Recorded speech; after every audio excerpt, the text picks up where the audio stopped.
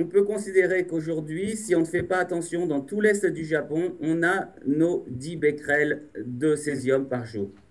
Le problème, c'est que faire attention à la nourriture, c'est plus facile que de faire attention à la respiration, mais il faut tenir 20 ans. C'est-à-dire que notre fille, elle ne consomme que des biscuits importés, parce que la farine contaminée est refourguée dans les produits finis. Dans les biscuits de riz que tout le monde consomme normalement comme si de rien n'était, on sait très bien que c'est tout le riz qui ne se vend pas. Il ne suffit pas de faire attention à ne pas acheter des produits du nord ou du nord-est, puisque tous les produits finis réutilisent les produits contaminés. Par exemple, le pain. Le simple détail d'acheter du pain, il est impossible aujourd'hui au Japon de demander d'où vient la farine. Donc, on fait son pain. Les gens, disons 10% des gens qui ont des enfants font leur pain. On a acheté 60 kilos de riz de l'année d'avant, parce qu'on ne peut pas être sûr de la provenance du riz. Et vous voyez que le gouvernement a passé d'une limite de 500 becquerels au kilo à une limite à 100 becquerels par kilo, mais ça ne veut rien dire, puisqu'il suffit de 10 becquerels par jour pour avoir 80 chances sur 100 d'avoir au moins une maladie cardiaque. Donc, qu'est-ce qu'on fait?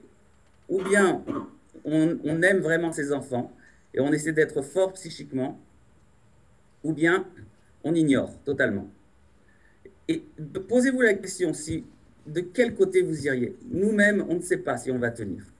Même nous, en France, on a une inquiétude légitime à avoir sur ce point de vue-là. Je reviens d'un reportage dans le Vaucluse et la contamination nous concerne aussi. Et bon, les gens là-bas localement, en tout cas ceux qui sont antinucléaires, réfléchissent à des actions très très concrètes justement en direction des cantines, justement.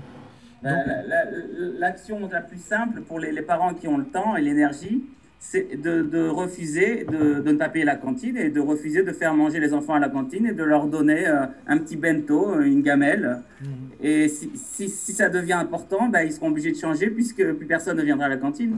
oui, mais à partir du moment où il y a une prise de conscience sur le risque alimentaire pour leurs enfants, Ouais. ils sont obligés eux-mêmes de veiller de leur côté à les protéger par la nourriture qu'ils leur donnent. Donc ça veut dire qu'il faut qu'ils s'équipent. Et là, c'est l'autre point, puisque là, tu fais exemple. Hein. Moi, je sais que dans le cadre de mon reportage, j'ai parlé avec les gens localement, justement de l'expérience que tu essayes de développer, à acheter des machines, justement pour vérifier la contamination, mesurer la contamination éventuelle de la nourriture que tu donnes à ta fille. Voilà. À votre niveau, à mon avis, ça sera très difficile parce que même à notre niveau, avoir des limites de 1, 2, 3 becquerels par kilo, il faut passer énormément de temps. Les machines sont chères, c'est des machines au germanium. Ouais, ouais. Donc, la radioactivité alimentaire, c'est pas facile à mesurer. Hein. Oui, oui, je sais Donc, bien. Je sais. On sait nous, bien. à notre niveau, comme il y a beaucoup quand même de radioactivité, on peut mesurer. À mon avis, vous êtes quand même un niveau en dessous. Oui, oui. Encore que, justement, c'est pas si certain que ça. Je vais faire des tests parce que ma famille m'a envoyé du riz de Camargue, par exemple, des choses comme ça. Dès que j'ai la machine, je vous envoie les résultats. Si c'est zéro, ok. Sinon, eh ben, ça sera déjà un document pour vous. Tu cites justement le bon exemple d'une certaine manière, parce que les 70 kilos d'uranium qui ont été rejetés par la Socatrie dans un confluent du Rhône et donc finalement dans le Rhône, on sait déjà que ça atteint la Camargue. Les gens des collectifs antinucléaires locaux, ça ils le savent déjà.